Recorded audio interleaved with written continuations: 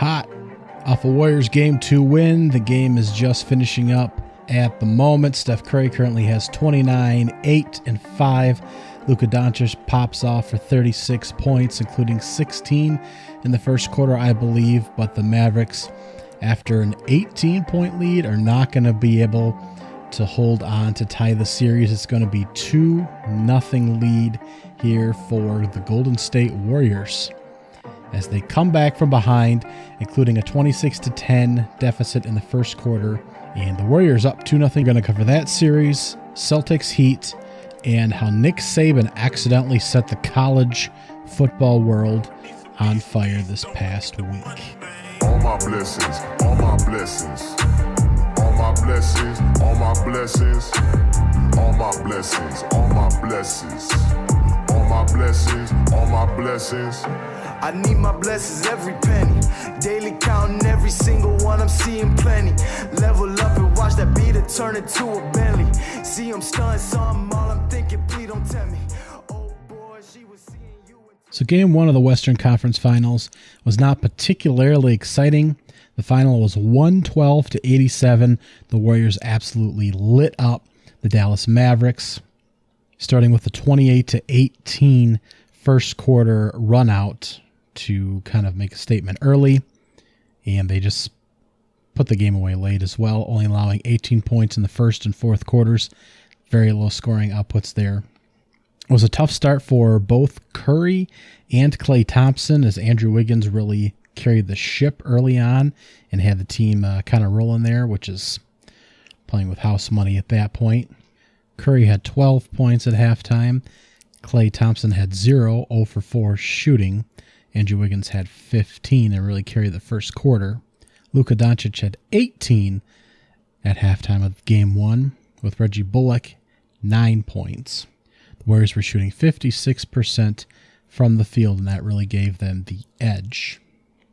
And they really just wore Luka Doncic out, forcing him to guard and really work for his shots. Klay Thompson turned it up in the second half with 15 points. Steph Curry with 9.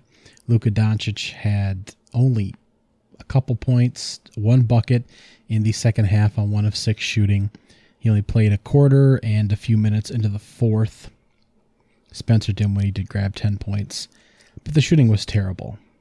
The Mavericks finished 23% from 3 and 36% from the field. The Warriors shot 35% from 3 and 56% from the field. Still had too many turnovers, but crushed the Mavericks on the boards, and Looney found himself quite at home with 10 points, 5 boards, 4 assists. He did a great job in this game and will have a role unlike the past series. And in game 2 tonight, he did an excellent job as well. The last game of the Memphis series, he of course pulled down 20 rebounds and helped tremendously there. And he's going to do well progressing in the Dallas series here as a rim protector.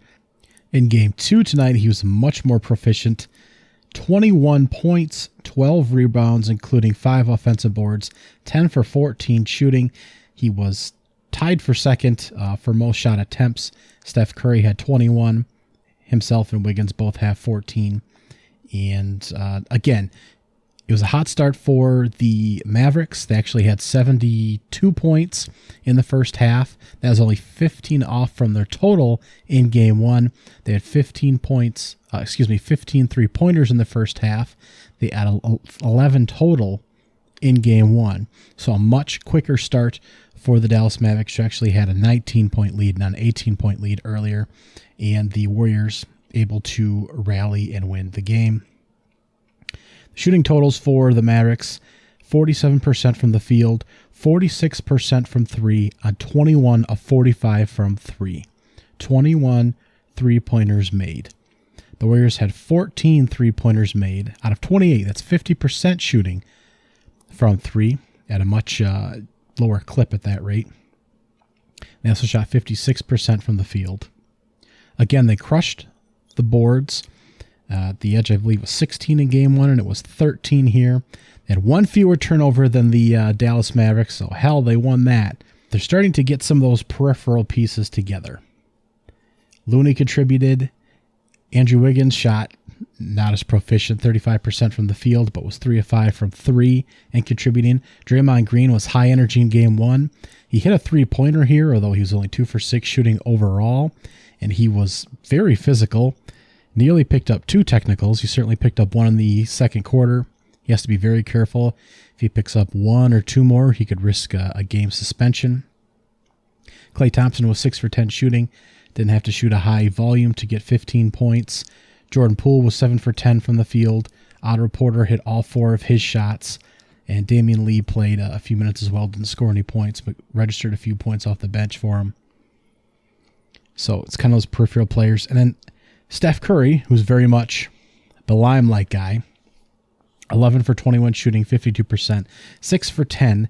And it looked like his shots were actually going to go in today. It felt like old Steph Curry, even though he wasn't taking, a dozen plus 3-pointers. Steph Curry with 32, Jordan Poole with 23, Looney with 21. They had Klay Thompson with Wiggins with 16, Thompson with 15. There we go. So you had 6 players in double digits for the Warriors, and they just look like a much more efficient team. Luka Doncic, again, burned out in the second half. He did finish with 42 points. Reggie Bullock, 6 of 10 from 3, finished with 21 points. Jalen Brunson chipped in 31 on 13 of 19 shooting, 5 of 7 from 3 as well. And that's about a maximum efficiency on the offensive end from Dallas. Just a huge collapse. I'm not sure what else you want from those guys. It was about a ceiling game from the Mavericks, I would think. And I'm not sure it was quite what the ceiling is for the Warriors. So, man, it's something we haven't quite seen in the playoffs from Golden State, but I think that they are starting to look like they can win the championship now. It's something I had my doubts about before. Now, the Mavericks have lost every game won so far in the playoffs and been down 2-0 before. So we'll see how they bounce back in a couple days in Dallas for Game 3. It's going to be tough to overcome the hurdle, the mental hurdle of being up 19 on the road and having an opportunity to tie up the series before going home for Games 3 and 4. It's going to be very difficult. But the perimeter shut down, tightened up a little bit in the second half for Dallas, even though they hit 21 3-pointers. I don't know how the hell you lose a game hitting that many. But, the perimeter tightened up for Dallas. The interior right in the paint, right next to the basket, opened up more for the Golden State Warriors. That's where a lot of their points came from as they outscored Dallas 62-30 in the paint and didn't actually take the lead in the second half until the back end of the third quarter. Dallas still had about an 8-point lead around the 4-minute mark of the third quarter. So they were still very much kind of in control of this game until, a few interior buckets towards the end of the third quarter and a few good defensive stops that really allowed the Warriors to pull ahead. So moving forward, the Mavericks need to find some way to kind of free Luka up and give him some space. I don't know for sure how that's going to happen. Every time he starts to take a step inside the three-point line, there's help defense coming over, so he's never on one guy. He never has one body on him. So I don't know how they're going to kind of shake him loose unless they're getting some extra motion. Of course, the get him in some pick-and-roll action to the hoop will certainly help free him up. And on the defensive side, they were certainly out on the perimeter. They allowed a lot of penetration into the painted area there, and that seemed to be their undoing tonight. But Kevin Looney, man, grabbing off a couple key offensive rebounds for kickouts, and he was huge for them. So I don't know how they solve, ironically enough, a Looney problem. So I'm still actually rewatching segments of the game now. But one of the big differentiators in these games is your top player really exploding and having a big offensive night, and when the three ball happens to go your way. And both of those things really happened for Dallas tonight, and they did not win the game. So this is looking like a real problem that's going to be a real struggle to solve. Game 3 is Tuesday, May 24th at 9 o'clock on TNT.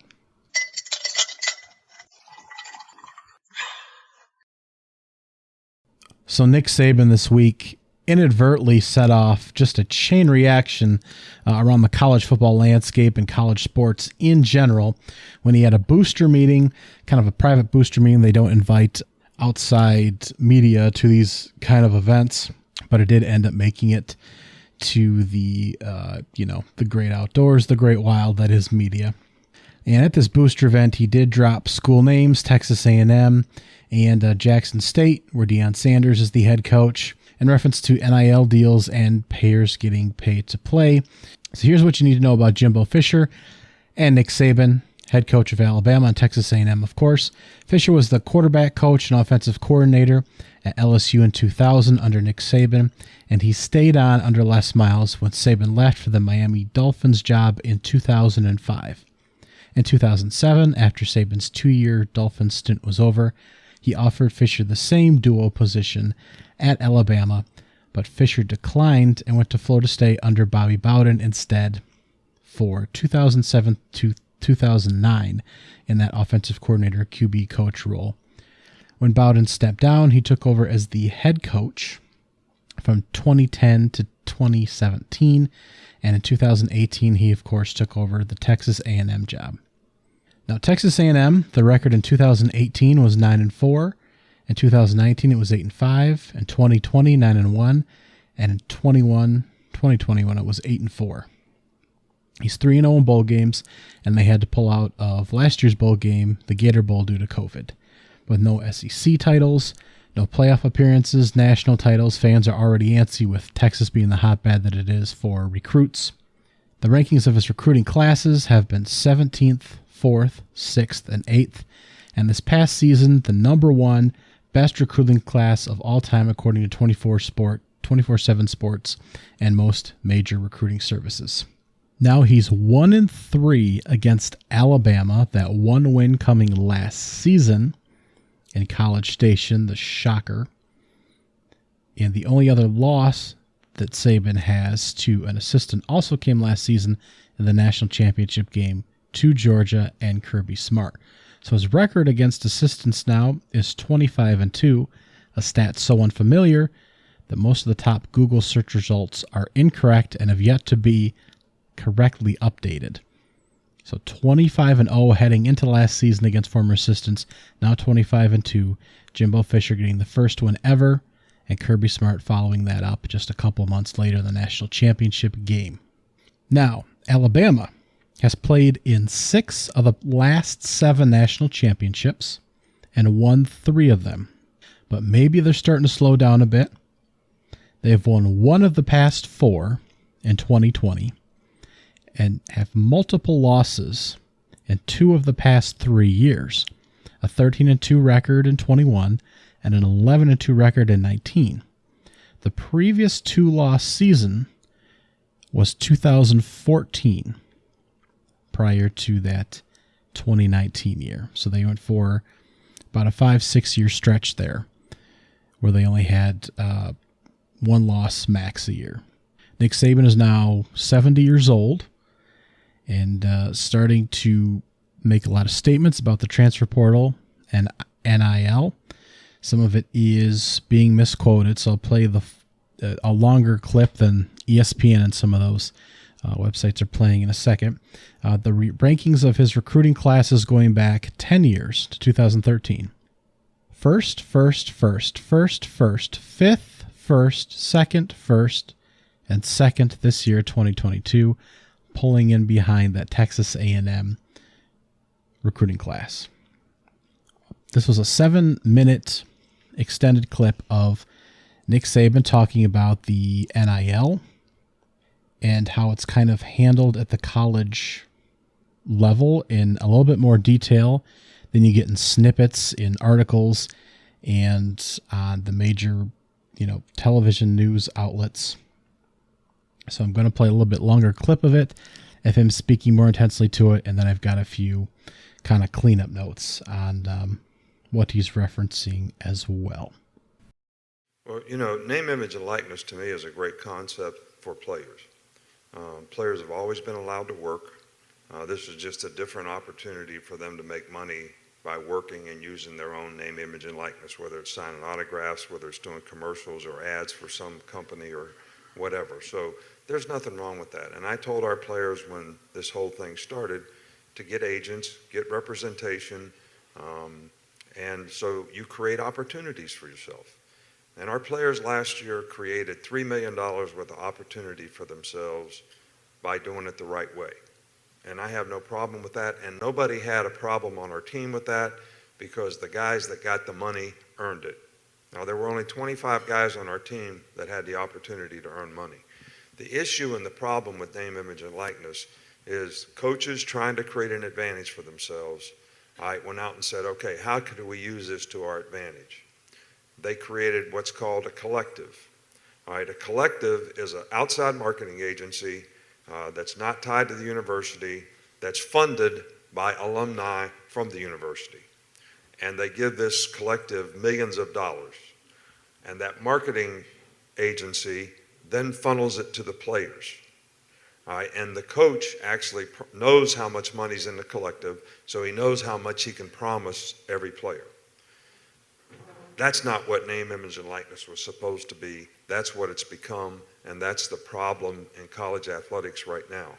And now every player is saying, well, what am I going to get? Well, my philosophy is my job is to create a platform for our players to create value for themselves and their future by becoming better people, by graduating from school and developing a career off the field, and by seeing if they can develop a career on the field and play at the next level in the NFL. Our players have made $1.7 billion in the NFL since 2010. All right, so we've created a lot of opportunity. We also have one of the highest graduation rates, in college athletics. We have the most guys that graduate inside of 4 years. So we've done a good job of that. But now in recruiting, we have players in our state that grew up wanting to come to Alabama that they won't commit to us unless we say we're going to give them what somebody else is going to give them. And my theory on that is everything that we've done in college athletics has always been equal. Your scholarship is equal. They get equal Alston money. They get equal cost of attendance. They get equal academic support. They get equal medical attention. Everything has always been equal. So I told our players, I said, we're going to have a collective, but everybody's going to get the same amount of opportunity from that collective. Now, you can go earn however much you want. And I tell the recruits the same thing, because our job is not to buy you to come to school here. And I don't know how you manage your locker room, and I don't know if this is a sustainable model, because one of you folks are going to give some player that comes to our school a bunch of money to come to our school. And then you're going to come to the game in full strut, thinking, I'm going to tell everybody I got that guy to come to Alabama. And then he's not going to play, and he's going to transfer, and you're going to say, I'm never going to do this again. All right, so I don't know how it works. I don't know how you sustain a model like that. Now, I know that we're going to lose recruits because somebody else is going to be willing to pay them more. But name, image, and likeness is something that's here. And I think the more supporters that we have for the University of Alabama in all sports, that are willing to sponsor players, whatever you want to call it, use them in your business to help your business, that's going to help our programs. The thing that I fear is at some point in time, they're just going to say we're going to have to pay players. If we start paying players, we're going to have to eliminate sports. All right, and this is all bad for college sports. I mean, we probably have, 450 people on scholarship at Alabama, whether they're women's tennis players, women's softball players, golfers, baseball players, non-revenue sports that have for years and years and years been able to create a better life for themselves because they've been able to get scholarships and participate in college athletics. That's what college athletics is supposed to be. It's not supposed to be something where people come and make money. And you make a decision about where you go to school based on how much money you're going to make. You should make a decision based on where you have the best chance to develop as a person, as a student, and as a player, which is what we've always tried to major in, and we're going to continue to do that, and hopefully there's enough people out there that want to do it. But I know the consequence is going to be difficult for the people who are spending tons of money to get players. And you've read about them. You know who they are. I mean, we were second in recruiting last year. A&M was first. A&M bought every player on their team, made a deal for name, image, and likeness. All right, we didn't buy one player. All right, but I don't know if we're going to be able to sustain that in the future because more and more people are doing it. Yeah. So it's tough, and people blame the NCAA. But in defense of the NCAA, we are where we are, all right, because of the litigation that the NCAA gets, like the transfer portal. Every time somebody wanted to transfer, they'd apply for a waiver. All right, if you didn't give them, if the NCAA didn't give them a waiver so they could be immediately eligible, they filed suit. So the NCAA would back off and give them a waiver. So they just said, we're just going to make a rule where everybody can transfer. That's how that happened. So if the NCAA doesn't get some protection from litigation, whether we got to get an antitrust or whatever it is, from a federal government standpoint, this is not going to change because they cannot enforce their rules, just like Nate said. We have a rule right now that says you cannot use name, image, and likeness to entice a player to come to your school. Hell, read about it in the paper. I mean, Jackson State paid a guy $1 million last year that was a really good Division I player to come to school. It was in the paper, and they bragged about it. Nobody did anything about it. I mean, these guys at Miami that are going to play basketball there for $400,000, it's in the newspaper. The guy tells you how he's doing it. So, but the NCAA can't enforce their rules because it's not against the law. And that's an issue. That's a problem. And unless we get something that protects them from litigation, I don't know what we're going to do about it. So a couple notes here. Most universities have collectives that are comprised of alumni and boosters that assist in providing or finding NIL deals for student athletes and more or less allocating that pool of money or NIL money. So Saban references kids being concerned with their cut of that available fund or NIL money basically when they're being recruited. And he's explains that he's very happy with the opportunity that provides and encourages all his student athletes to go and get agents and seek their own name, image, likeness deals, all of that jazz. Go put your face on some chicken tenders, all that stuff. But there is, those collectives out there that also assist with that, and then students, independent of hiring their own agents and seeking out their own arrangements, are concerned with kind of those collective pools and what cut of money they get kind of coming in. And you do hear him say, how do you manage kids in the locker room when they're getting paid? Obviously, that quote's a little off color. He did deal with that in the NFL. Didn't do so well in the NFL, although I contend he still could have been a fine coach if he landed Drew Brees had he wanted and passed the physical. That's one of the great sports scandals that's not really ever covered. But I digress. That's still a little off-color quote that kind of demonizes the financial benefits, as they're still student athletes. You're still a coach. There's still discipline. There's still that kind of part that's played. But regardless, the rule right now is that athletes cannot be offered NIL deals or any kind of financial compensation of that sort before arriving on campus. But once they're on campus and enrolled is when they can get involved in those processes. But violations can occur right now. And that's the whole discussion about buying players, is luring players in, saying, we'll get you this NIL deal, we'll get you on this car dealership, we'll give you this much money. Technically, you can't do any of that until they've already said they're coming to the school. So that's where the big controversy is right now. Towards the end of his talk there, he does discuss smaller sports getting the short end of the stick. If that does come to pass and you're basically buying players outright and that line is kind of vanquished. So we're basically, you're just auctioning off high school football players. And then all the alumni and all the boosters are just going to go and buy football players and then basketball players, and then no one's going to have interest in gymnasts and swimmers, and they're not going to get any money. So at least the kind of collective and booster pool helps allocate some of that money now. And there's that line and control. Otherwise, there's just nothing else kind of holding in check, just literally paying players to come to your school. Because right now there technically is that line, although again, it's hard to really keep track of.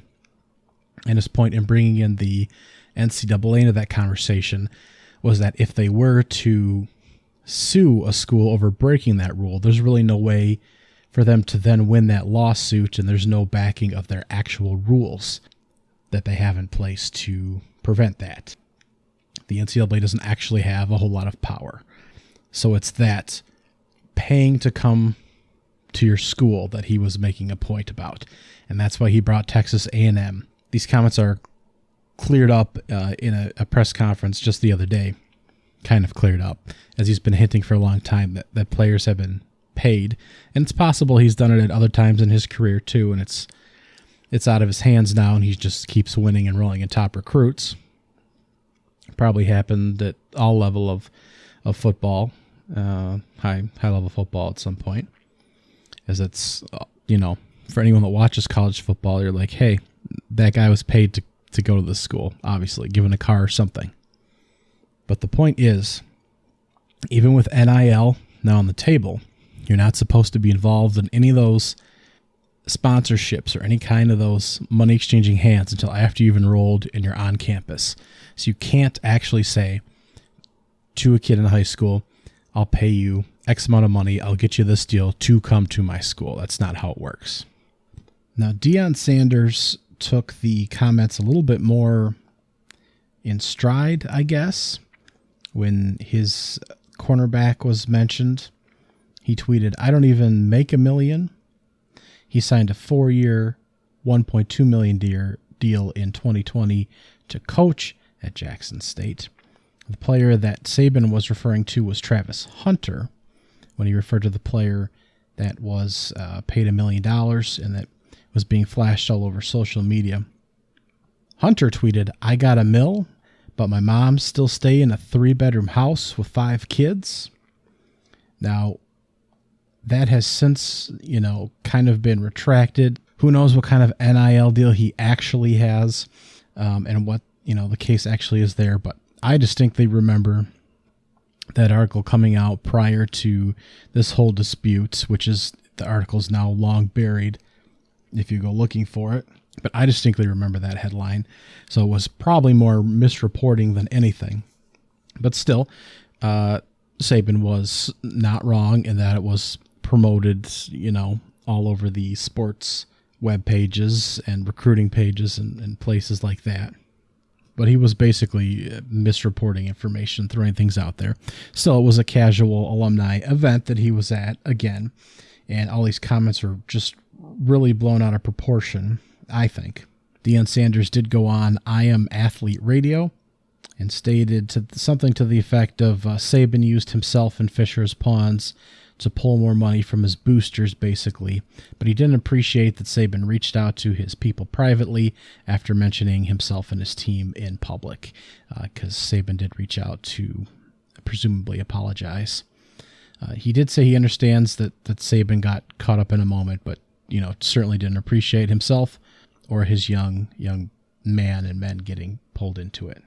Jimbo Fisher, on the other hand, was super pissed and called about a 9.5-minute press conference. I'm going to play the bulk of it again here because this is where the real hot, spicy comments come in that, made waves across the airwaves and will continue to play into the football season. Coach, like to respond to some comments made last night in Alabama? Yes, I would. First of all, I'll say it's a shame that we have to do this. It's really despicable. It's despicable that somebody can say things about somebody and an organization. More importantly, 17-year-old kids. You're taking shots at 17-year-old kids and their families. That they broke state laws. That they're all money. We bought every player on this group. We never bought anybody. No rules were broken. Nothing was done wrong. It was all and the way we do things, the ethics in which we do things. And these families, it's despicable that a reputable head coach could come out and say this when he doesn't get his way or things don't go his way. The narcissist in him doesn't allow those things to happen, and it's ridiculous. But when he's not on top, and the parity in college football he's been talking about, go talk to coaches who coach for him. You'll find out all the parity. Go dig into wherever he's been. You can find out anything. And it's a shame that you got to sit here and defend 17-year-old kids and families in Texas A&M because we do things right. We're always going to do things right. But we're always going to be here. We're doing a heck of a job. These coaches have done a great job. Our players have done a great job. The whole organization of recruiting people. It's despicable that we got to sit there at this level of ball and say these things to defend the people of this organization, the kids, 17-year-old kids, and their families. It's amazing. Some people think they're God. Go dig into how God did his deal. You may find out about a guy that a lot of things you don't want to know. We built him up to be the czar of football. Go dig into his past or anybody that's ever coached with him. You can find out anything you want to find out, what he does and how he does it. And it's despicable. It really is. And it's a shame we have to sit up here and have this conversation about things we do. And it's personal to us? Yes, it is. It's personal to A&M. It's personal to our players. It's personal to our coaches and everybody involved.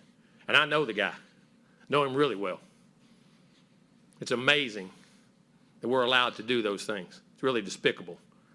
And I hate it for our players who are coming here, who did things the right way, have done things the right way, and will continue to do things the right way. I apologize to you that people insult you publicly the way they're doing it. And our fans, I apologize to you guys for people saying those things about Texas A&M. But I promise you this, there are no violations. There are nothing wrong. It's the second time we've had to do this with grown men who don't get their way and want to pout, throw a fit, and act up. Just go ask all the people who work for him. You'll know exactly what he's about. I always said this. My dad always told me this. When people show you who they are, believe them. He's showing you who he is. Questions? To the left, Olin. A couple of things, Jimbo. First of all, have you had any contact with Nick since? No. Oh, he's called. You just didn't take the call? Not going to. We're done. And He shows you who he is. and then I just wanted He's the to, greatest ever, huh? and then I just wanted When you to, got all the advantages, it's easy. and I just wanted to just put it point blank. So no players in you're saying that no players in There's this no 22 laws of received any anything we money ever or- promised, done, anything that goes against the laws of the state of Texas, and it's insulting to say a 17-year-old and his family broke laws. No. Down front, Brent. You know, y'all had both spoken so highly of each other in the past in terms of what y'all have done in your previous relationship. So how disappointing was it to hear that from him, you know, in terms of, you know, a mentor type to you It's as well? disappointing. No, it wasn't. No, listen, you coach with people like Bobby Bowden and learn how to do things. You coach with other people and learn how not to do things. There's a reason people don't go, I ain't went back and worked for him with opportunities. Coach back behind the Don't be lights. associated with it. Coach, is this an area where you would want to see the league office and the SEC, the commissioner's office get involved if coaches are putting out specific accusations If of that's their violation? job, that's fine. I'm sure they will. They'll reprimand or say something, and we'll move on, I guess. But this is about our players and Texas A&M and the people who work for and the coaches here. That's what this is about. And make a mistake, we're not going anywhere. We have still a lot of work to do. We're not where we want to be. This is going to be a great program, and we're building it into a great program. Any other questions down front, Travis?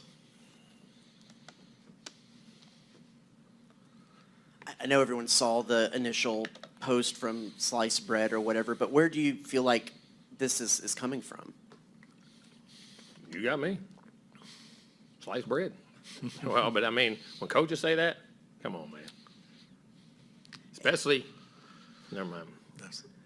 The operation and tactics of certain people who say them, and anybody who coached with him know them, and anybody out there in this business knows it. Amazing. Just And- go where he's been. and I know that you don't necessarily, you can't have the conversation with people who do NILs or have that contact, but would you like to see the collective that does I support would like to A&M? find unified rules across this country to put things in place. What- That's what I want. And I don't know what those are. I'm not smart enough to figure it out. I don't know what the antitrust laws, all those bylaws, so the government needs to step in because these things here. And what's funny, in that talk, right before he said that about us, wasn't he soliciting funds from the crowd? It's amazing, wasn't it? To the left, Rob. When you walk on water, I guess it don't matter. Howdy, Coach. So you've told us how you don't look at social media. Tell us about when you found out about. I'm right here, Coach. Mark Robinson called me. Okay, and how important was it for you to have this press conference so that you could defend your players and I'm your not program? defending anybody. I'm just giving you the truth. Because I have nothing to hide. I have nothing to hide, and our program has nothing to hide. Be interesting if everybody could say that. Down front, Brent. I guess there's some thought on collectives, schools, programs, collectives, universities, collectives. Are you aware of what they do, how they go about it, and No, I'm so not. forth? Okay. I'm So not you have involved in no those circles. knowledge of any of They that have in terms of- collectives. I know there's a collective here. I don't know who's got what, when's got what. Had no idea last year. That is not what we do or what we're about. I was going to say, that's by design, you saying, hey, I'm staying out of this. and you do Yeah, I what you do. mean, how am I going to, I have no sponsorships in those things. And that's the truth. Listen, I'm going to tell you one thing. You can call me anything you want to call me. You ain't calling me a cheat. I don't cheat and I don't lie. So I learned that when I was a kid. If you did, the old man slapped you side of the head. Maybe somebody should have slapped him. So I cut just the last couple minutes of that, but again, the press conference there that Jimbo called in a follow-up to Saban's fundraiser response to that. He called that press conference. It was just under 10 minutes, and then this whole deal made, the sports national news cycle. The last 2 minutes, there's just a couple more hitting upside the head comments. NIL needs to be figured out. He supports his team. Just a few more comments like that. But that's the gist of it. It's ironic because back in February, Lane Kiffin, in talking about NIL, made a comparison to the NFL and salary caps and said, I joked I didn't know if Texas A&M incurred a luxury tax with how much they paid for their signing class, specifically calling out Texas A&M by name and noting that they paid their players without using the word pay. That was 4 months ago, might have been end of January. So it's not the first time that they've been called out specifically for this recruiting class. And again, I went through their previous rankings. They've certainly been top 10, all but the first year that Fisher has been there. But this is, again, certainly an interesting look. Now, the sliced bread comment that was made in there, sliced bread was a social media account that came out, and I believe it was a tweet that stated Texas A&M's budget for players was $25 to $30 million. That was the funds available. And that ended up making it into a press conference with Fisher prior to this one at some point. And how much funds were there in order to pay Texas A&M players and get them on campus, which again is breaking that very thin line of this is how much we have to pay you to get you here. Not, we can negotiate how much you're going to have available and opportunities you have available once you've decided you want to come to school here and play football. Nobody knows who runs the sliced bread account, but for some reason that's been a point in previous press conferences, and that number's of course been disputed by Jimbo Fisher, and that fund even exists. So Jimbo getting upset over previous comments brought to light. He does mention that he didn't go back to work for Nick Saban, and that, of course, alludes to all kinds of bodies that Nick Saban may have buried, and no glass in his house. Of course, you could probably say that about a lot of college closes. By all metrics, Nick Saban has pretty much ran one of the cleanest programs for someone at the level that he's operated at. Not to say there aren't bodies in the backyard, but Jimbo Fisher's keeps his on the front porch. I mean, he coached Jameis Winston. To say he had controversy around him is one way to put it. He got the entire Tallahassee Police Department in a lot of hot water in the handling of a number of incidents that he was involved in. So there was all kinds of things going on when he was at Florida State. So it's just interesting for him to be upset over that comment when I'm sure there's bodies all over the place for both programs, both coaches, and skeletons in the closet. And it just so happens that Jimbo Fisher had one of the most high-profile problem guys, and who even had one of the most serious allegations in the past, a decade here. And, of course, referencing that, as I stated, he didn't go back and work with Nick Saban, but, of course, Nick Saban was still an up-and-coming coach at that time, and Bobby Bowden was known to be on the way out, so, of course, you were going to go be an assistant with Bobby Bowden and hopefully make it to a head coach and be his successor, and that's exactly what happened at Florida State. So, quite frankly, what's not being covered in a lot of these comments is that actually Jimbo kind of sounds like a scared child in a lot of this. He does the question is brought up about the SEC commissioner. Will anything be done? Maybe a slap on the wrist. I'm not sure if there'll be any. I mean, what would they do? Suspend the coaches? This is top high wire action. This is eyeballs on football. So I'm not sure anything serious would be levied against, any of these guys. And again, suspensions would be it. Suspensions for a couple early games where they're playing the West, Northeastern, Coastal Carolina early in the schedule. I believe Alabama actually has Texas, a quality opponent, early. But I digress. What does this mean for actual college football fans? Well, this means probably not investigations or, lawsuits on either sides as far as defamation. I don't think anyone wants any dirt on each other, anything like that. But this could, is the ever-evolving state of the NCAA and NIL, and will the NCAA stay in its current state and have power at all? Not necessarily see a shift in things, but it's interesting to at least stay informed as a fan and what the process is and how these athletes get to where they're at. If you're truly involved in the sport and want to know what's going on a little bit, hopefully this helps out in explaining a few of those things. But Nick Saban certainly didn't need to name any programs. Maybe he was juicing the boosters. Maybe he was just talking out of turn, talking out of hand.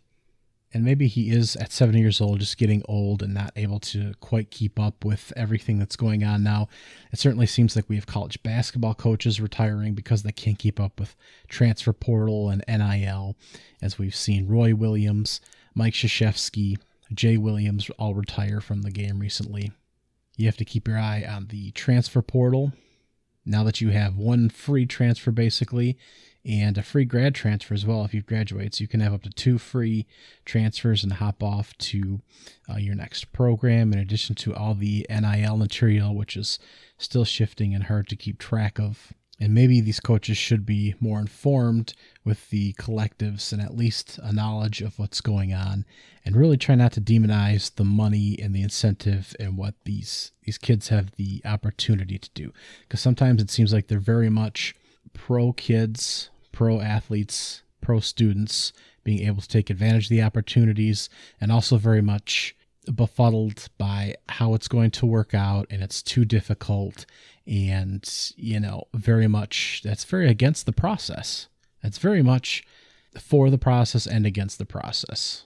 It's too difficult. Well, it's a difficult process. You need to have the proper people around you to help manage it. But if you're not working with the process, you're not in the best interest of the athletes. Now, comments have since come out in the past day or two. Lane Kiffin via The Athletic. Speechless for the first time. Is this real life? I still haven't moved from my seat. That should have been on pay-per-view. Of course, the always stellar Lane Kiffin. Saban did go on ESPNU radio as well to comment more or less that he shouldn't have singled anyone out.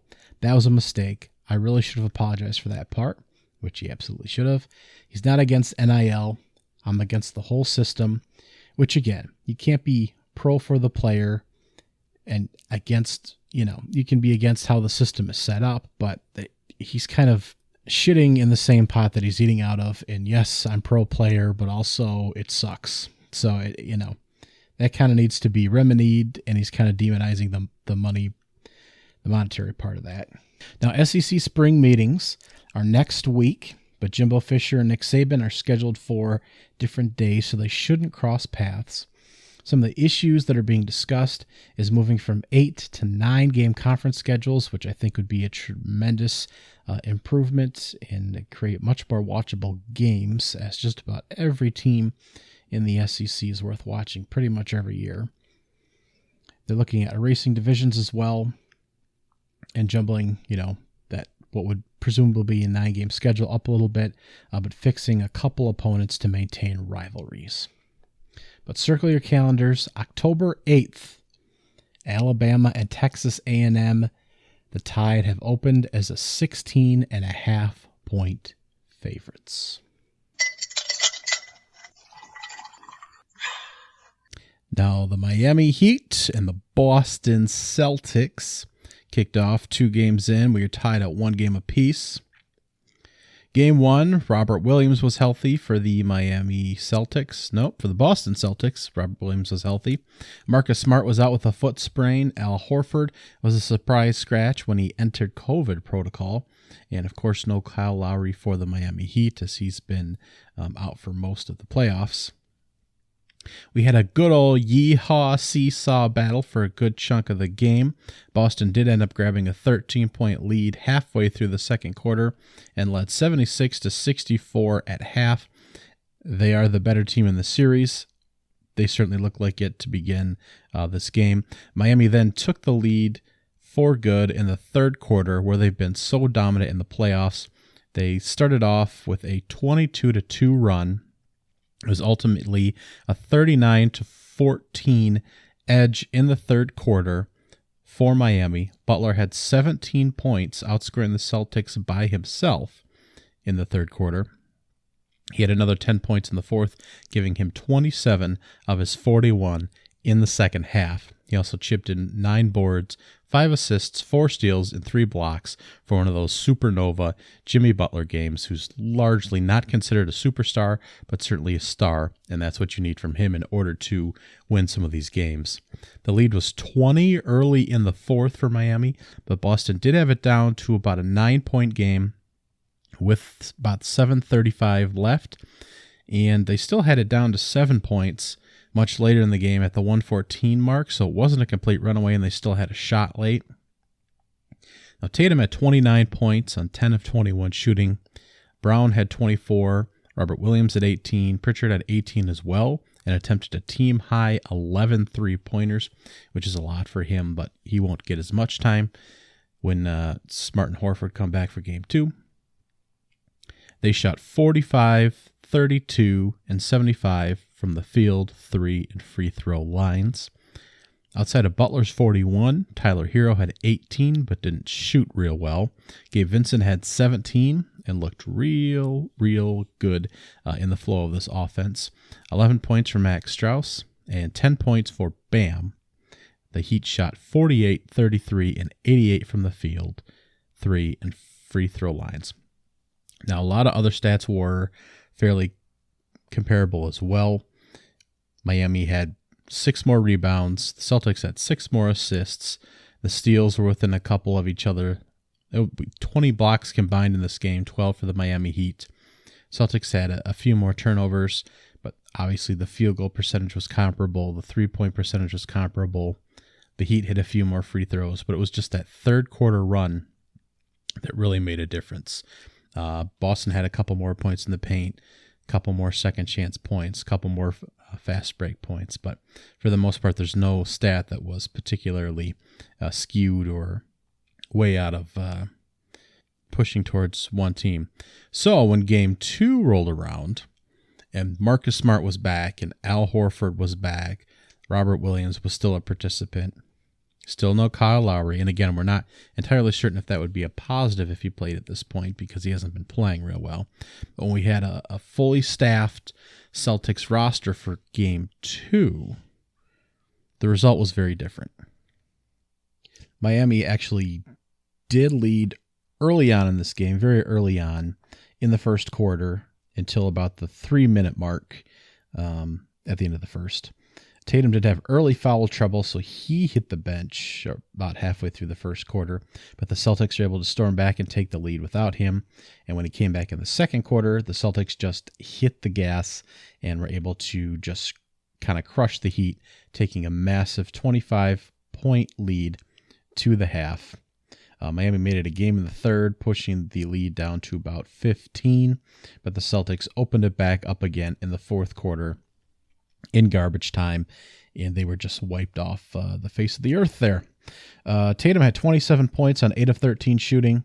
Brown and Smart had 24 apiece, but Smart also led the team in minutes with 40 and shot attempts with 22, so that won't be the case most nights. He did add 12 boards, 9 assists, and 3 steals as well, so his presence was very much missed. 19 points for Grant Williams, 10 each for Horford and Pritchard. Pritchard, of course, saw his minutes backtrack and come down a bit. Horford ended up logging almost 33 minutes in his return, a valuable member. He had all 4 of his shots, 2 for 2 from 3, and was a contributor on both ends of the court. So Smart and Horford very much make an impact when they're on the court there. No Derek White in this game, so technically not a fully healthy game as he was not available to come off the bench. I don't believe that there was a reason given for that, not an injury, but a personal excuse for the game. But this game was so well in hand in the fourth quarter that Nick Stauskas, on like his 8th NBA team, Luke Cormitt, and Juwan Morgan all logged a handful of minutes. So Game 3 is tonight as you're listening to this, Saturday, 8:30 on ABC. And now the Celtics have grabbed home field advantage and are now playing games 3 and 4 at home.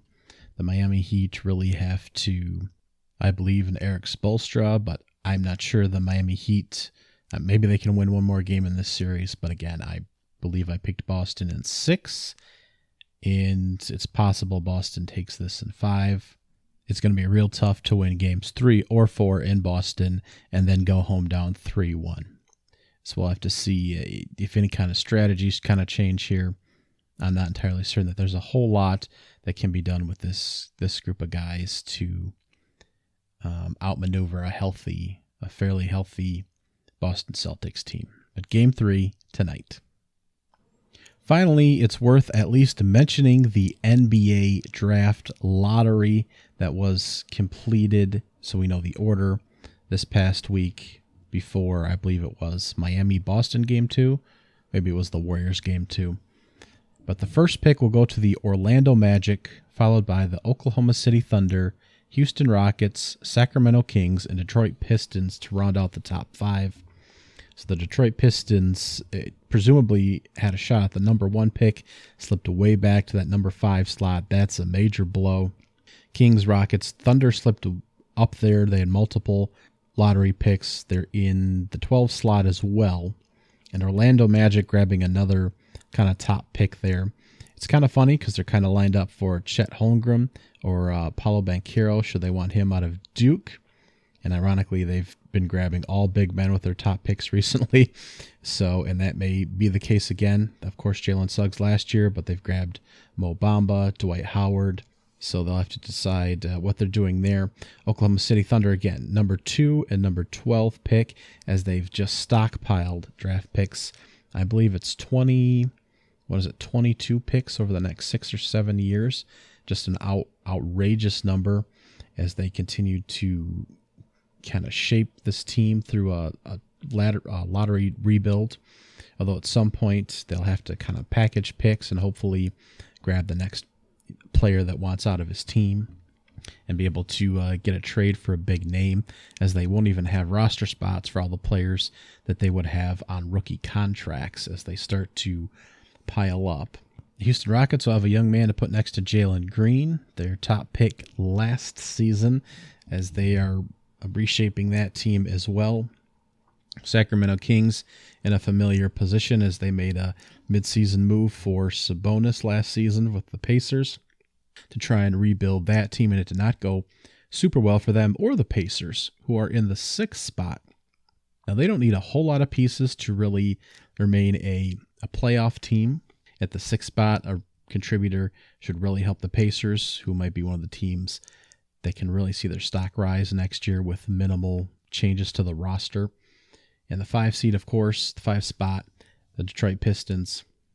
Too bad that they had to fall back there so far with, I believe, a 14% chance to get the number 1 pick. One of 3 teams with that 14% chance to get the number 1 pick, sliding all the way back to 5.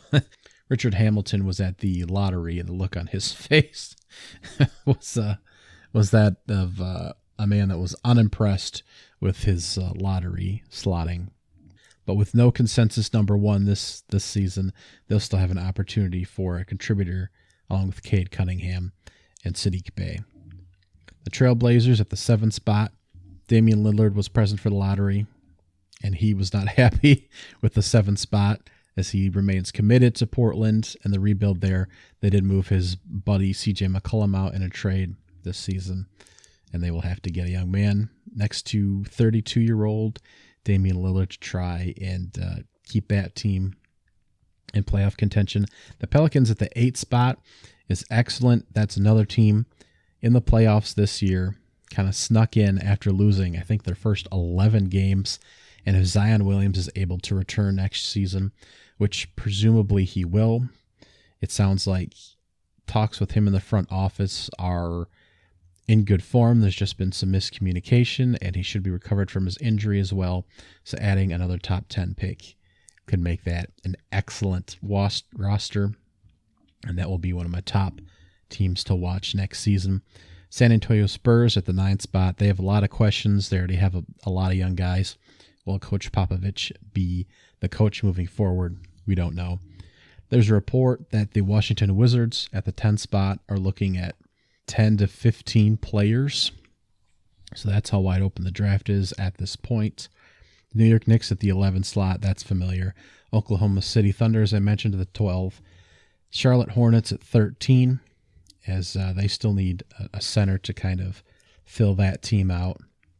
And the Cleveland Cavaliers at the 14th slot really made a good run this year and would like another young man in that slot, as they probably will clear out Colin Sexton, the young guard who was banged up in a lottery pick a couple years back, but Darius Garland really took the reins as the point guard this year, and they went very big, had a lot of size on that team, had a great start, faded out a little late.